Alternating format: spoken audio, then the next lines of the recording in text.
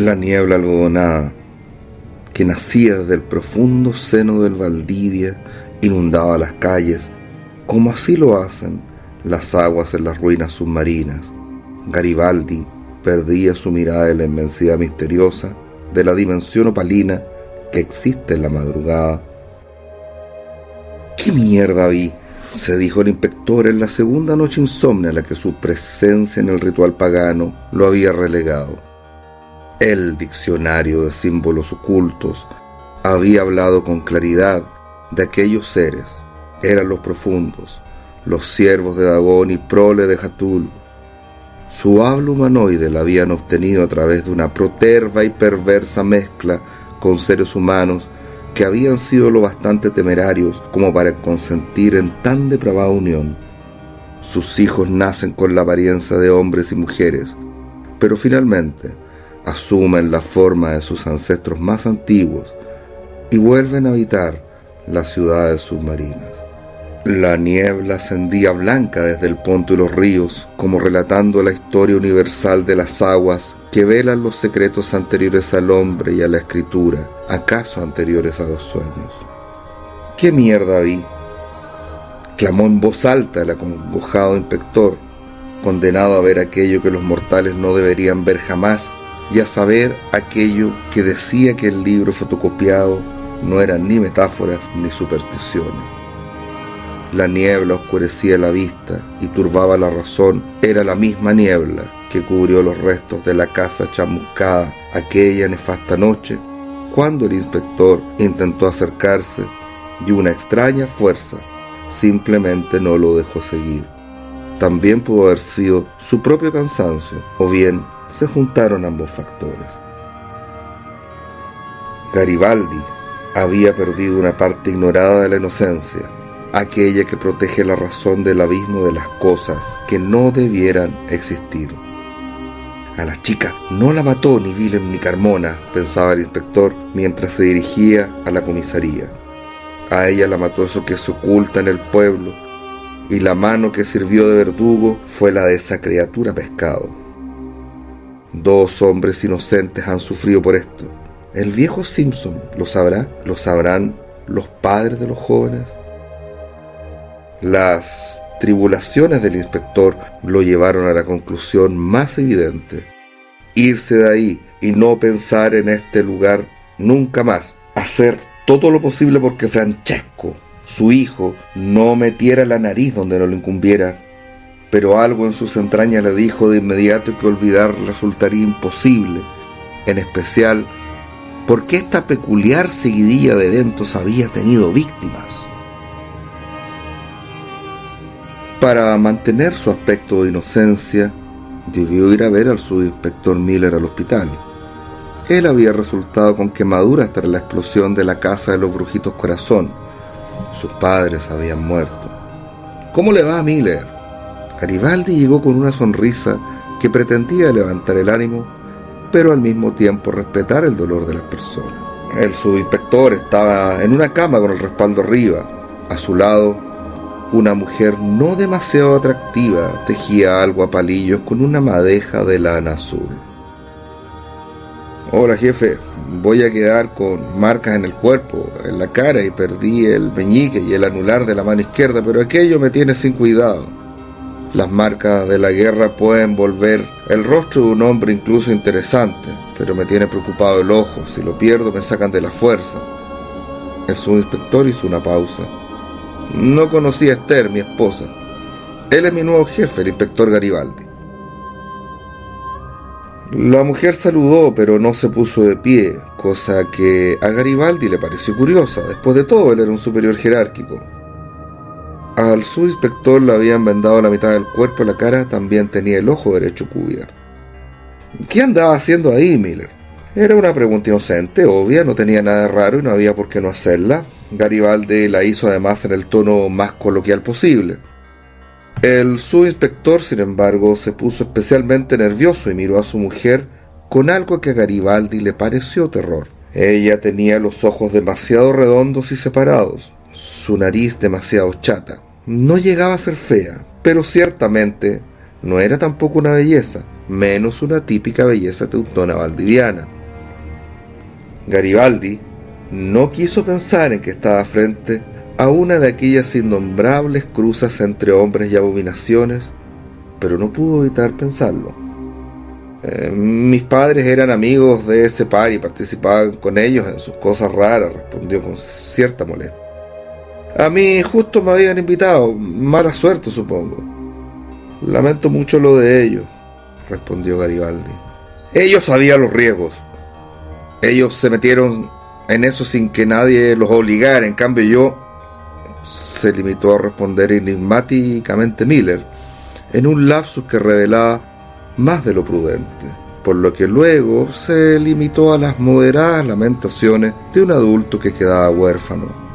Su mujer lo miraba con una sonrisa y una gélida mirada en sus ojos de bola de cristal.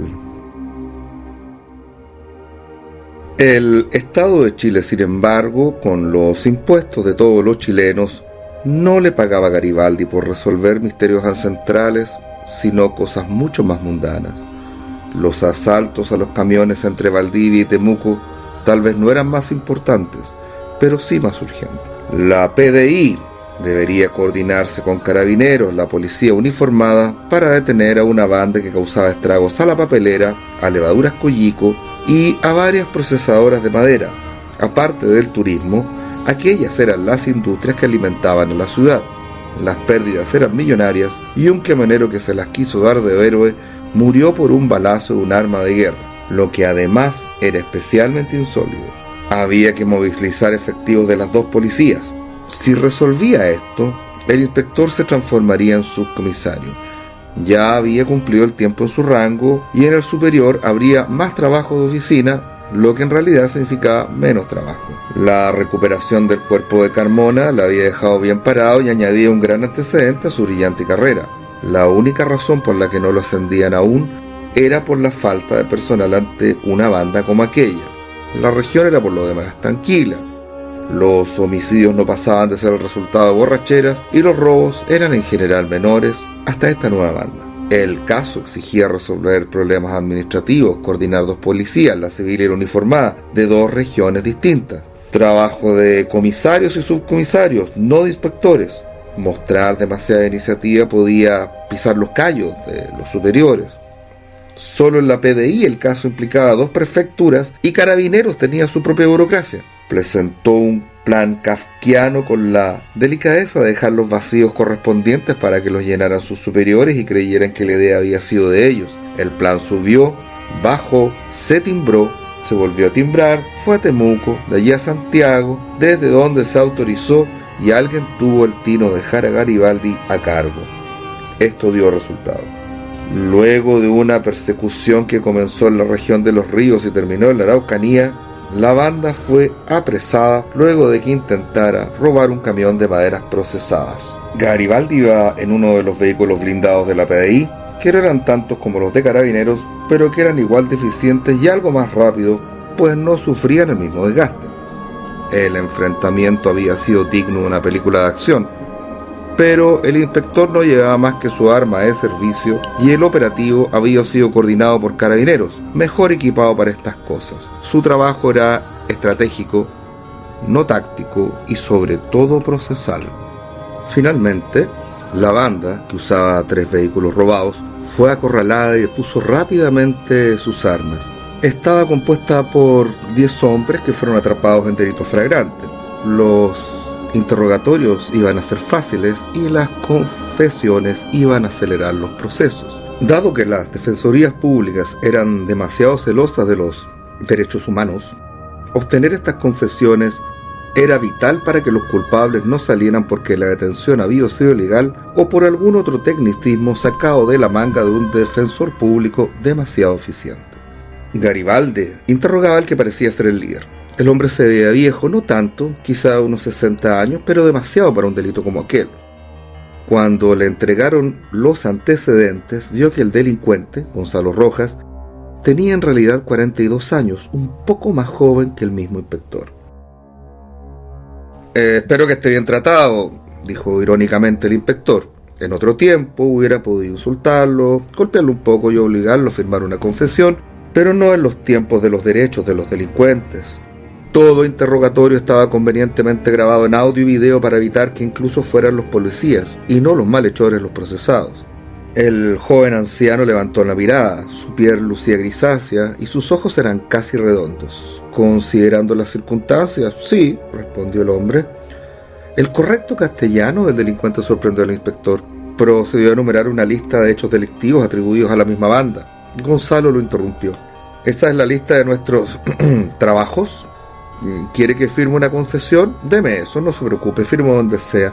Me van a dar 10 años, si me porto bien 5. Este era un costo calculado de la empresa. En cualquier caso, ni siquiera estaré 5 años, porque antes de ellos me reuniré con mi padre, el padre de muchos de nosotros. ¿Y qué padre es ese? Garibaldi sintió en su pecho alzarse la ansiedad y enfriarse el sudor de su cuerpo, pues esperaba saber la respuesta. Pues Dagón, por supuesto. No era inusual que muchos delincuentes esperaran a ser capturados para seguir coordinando sus actividades desde la cárcel o bien para tomarla como un retiro antes de usar los resultados de sus crímenes. Pero ante la mención de Dagón, a Garibaldi se le heló la sangre.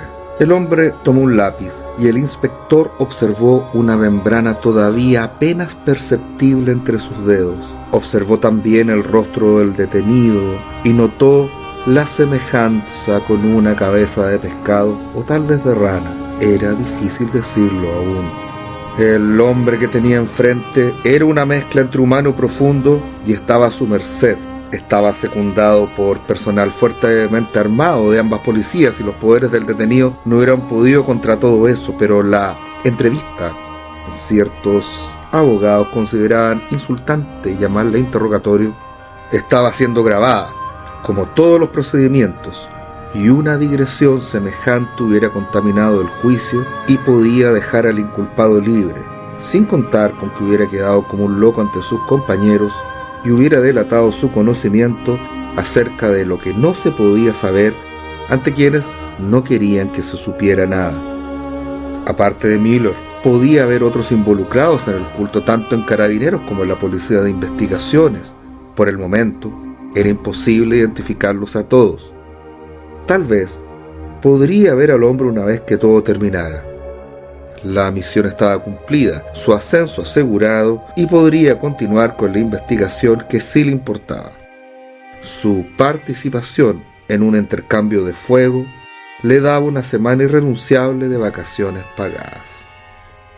El operativo había comenzado a las 10 de la noche del jueves y terminado a las 3 de la mañana del viernes. En circunstancias normales, no habría acudido a la logia esa noche debido al agotamiento, pero el único que podía orientarlo era Simpson.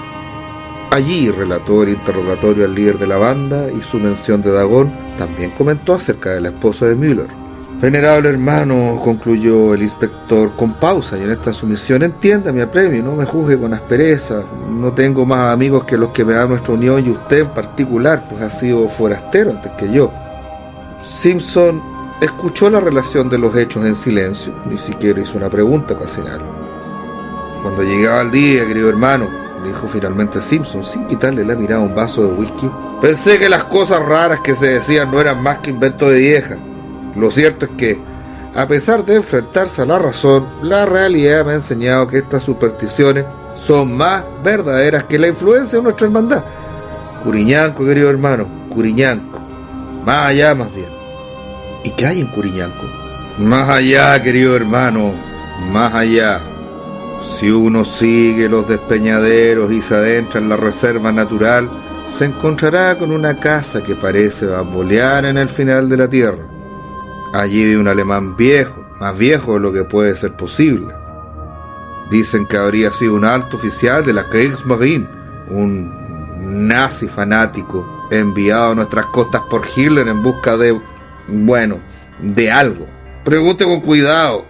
La existencia de este anciano terrible solamente es confirmada por los mandados excesivamente remunerados que se hacen en su nombre. Cuando yo llegué, ya se le conocía viejo. Vaya hasta Curiñanco y pregunte por el viejo alemán que vive al final de la tierra.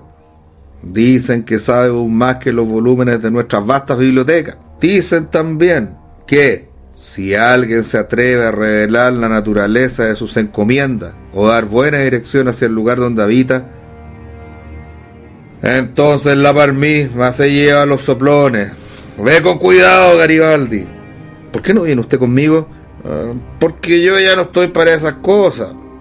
Simpson cambió ligeramente el tema. Hubo un profesor Milla, un antropólogo que investigó estos mitos. Murió en los 80, pero su hijo es hermano de la orden. Trabaja en la logia de Lord Dunsany, los miércoles. Es médico y sabe poco de los estudios del padre, pero sabe quién heredó la cátedra y hasta dónde sé. Creo que son amigos. Ven a mi casa el fin de semana, lo invitaré para que conversemos.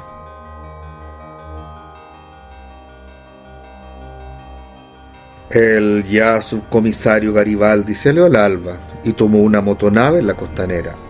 Simpson había advertido de la infamia que era el camino terrestre a Curiñanco y de que, si bien había un bus que llegaba allí por tierra, subirse a él era un atentado para la espalda.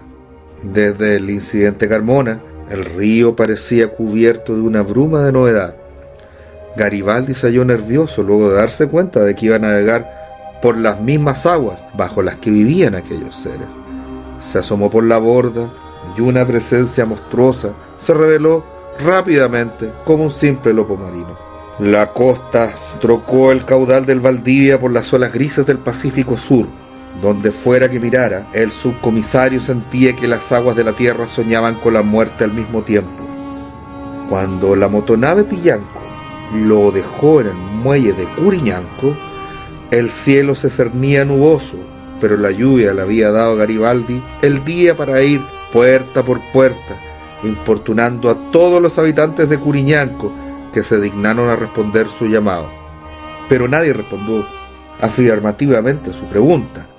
Todos insistían que la reserva natural no habitaba y no podía habitar nadie. Garibaldi se sintió agobiado ante la inmensidad gris del oleaje y la espesura poblada de olivillos oscuros.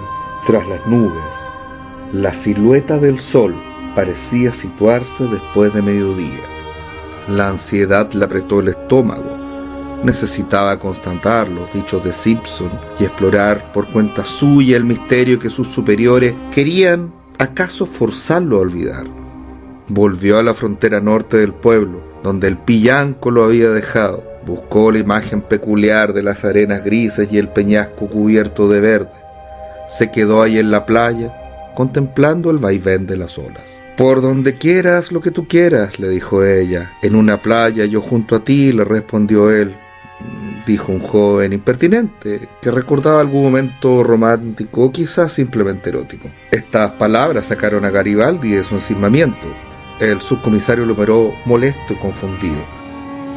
«Con frases como estas mi rival me arrebató a la mejor mujer del mundo». El joven siguió hablando.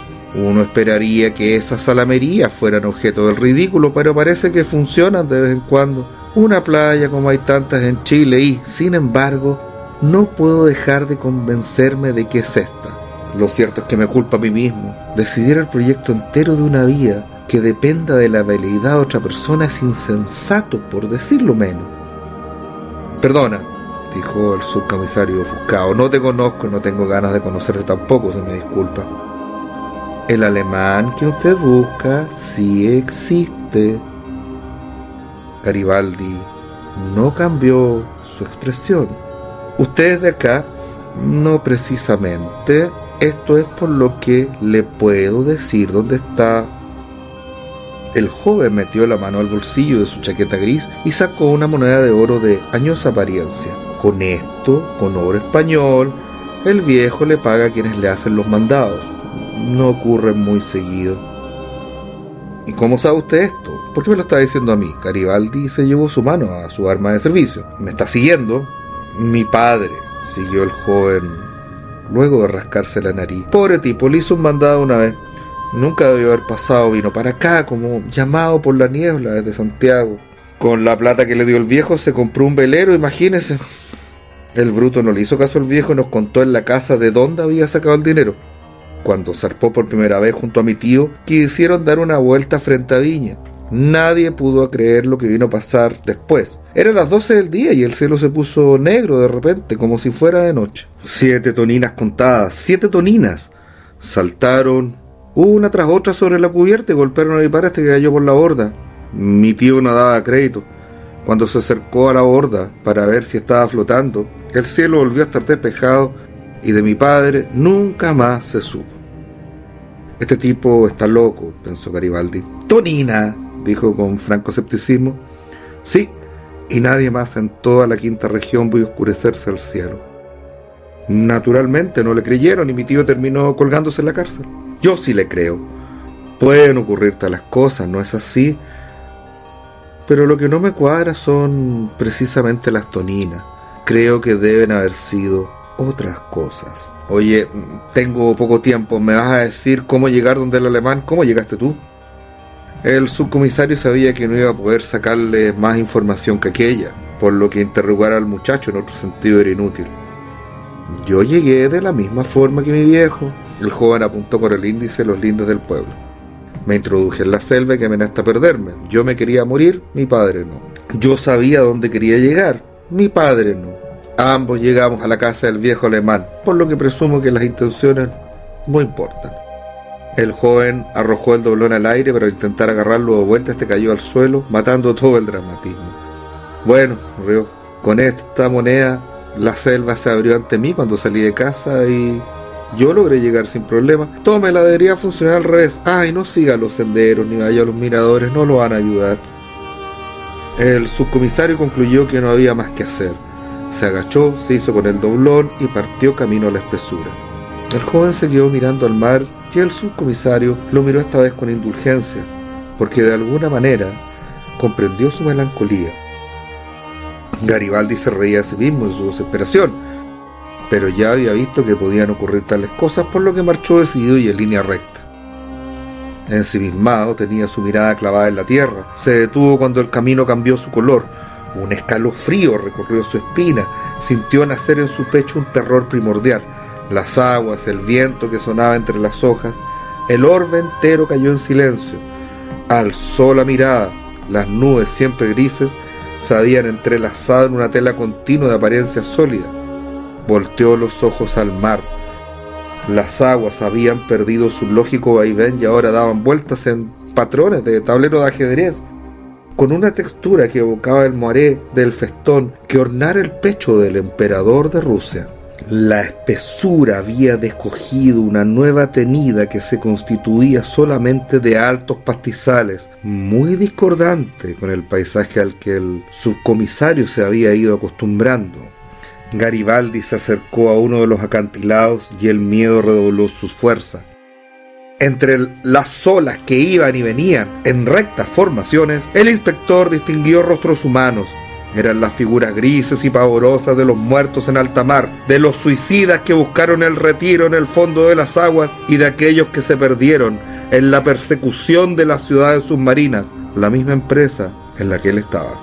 El aire se vició con los gritos de las almas inquietas que, en una cacofonía de todas las lenguas, parecían advertir al fisgón que nada bueno se consigue en las profundidades del gran abismo, más antiguo que la vida misma sobre la tierra, en el que monan el viejo padre Neptuno, el plomizo Nodems y la figunta Tamat. El inspector se alejó corriendo de la orilla del acantilado e intentó volver por donde había venido. Pero los despeñaderos pálidos con sus infinitos pastizales se extendían idénticos en infernal repetición hasta donde alcanzaba la vista, como el reflejo de un espejo frente a otro espejo. Supo entonces que la única manera de volver al mundo sería con la ayuda de aquel habitante de ese espacio liminal. Cuando se aprestó a buscar la casa, esta apareció.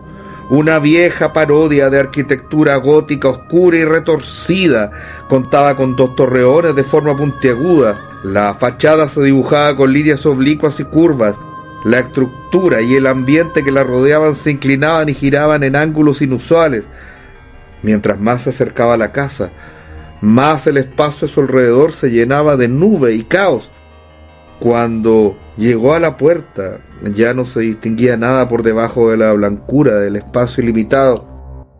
Ese par de criaturas escuchó que alguien decía desde dentro, con acento extranjero: Garibaldi procuró no demostrar el terror que la voz misteriosa le había generado. Simplemente entró y dirigió la mirada hacia el lugar de donde emergía.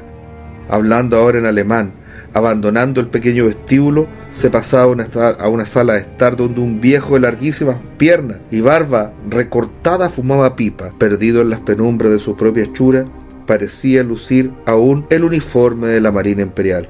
«Ese par de criaturas», volvió la voz a hablar en castellano, «ofenden no solo al Dios verdadero de los cristianos, sino a los dioses que han nacido con este universo corrupto y que moran en el vacío entre las estrellas. Estas criaturas que ustedes denominan los brujitos Cogazón pervierten al mundo pronunciando palabras cuyo poder no debería caer jamás en manos mortales».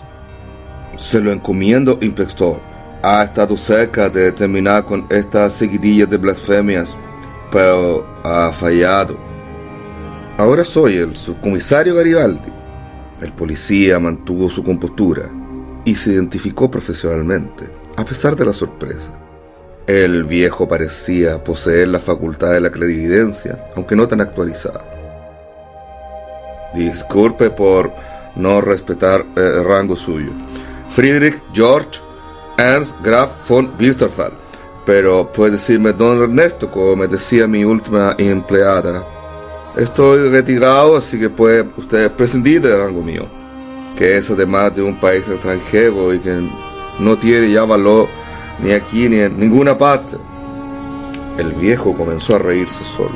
Hacía tanto que no escuchaba mi nombre completo, pensar que he debido ser yo quien pronuncie.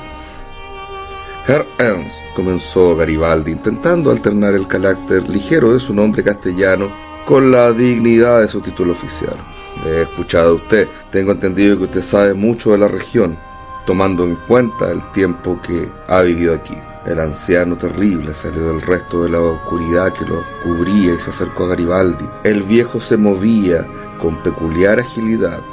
El subcomisario se halló pasmado no solo por la preternatural juventud del anciano, sino por la estatura y la mirada gris y penetrante de un hombre que, a todas luces, debería estar cano y reducido. «No, mi querido subcomisario, nadie sabe nada sobre ninguna cosa. Yo mismo me encuentro perdido en mi propia experiencia. Simplemente no la puedo categorizar como racionales o empíricamente sonantes. Mírame.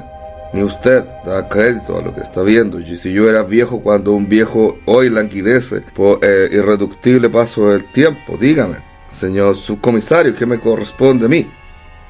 El viejo hablaba con elocuencia y rapidez. Garibaldi miró a la pared fijamente. El anciano se había lanzado sobre él y caminaba en círculos como un tiburón alrededor de una barca de náufragos. Lo miraba desde lo alto con sus ojos grises de ave de rapiña, pero el subcomisario se mantuvo irreductible. «Amigo, señor subcomisario, bravo», como dirían sus paisanos. «Se enfrenta aquí a algo que no debería existir y no pierde compostura. Su corazón permanece tranquilo, no siente miedo, ¿acaso querría sentirlo? Estamos lejos de la civilización, nadie sabe dónde ha venido, porque vive solo en esta región perdida en el tiempo y la leyenda. Si decidiera ahora matarlo, ¿qué asunto es de usted? La gente de este pueblo remoto sabe que no puede hablar de mí. Su hijo quizá preguntaría, pero nadie que sabe suficiente revelará su destino. ¿Y no siente nada? 20 hombres han venido a traerme frente a sí la llamada justicia.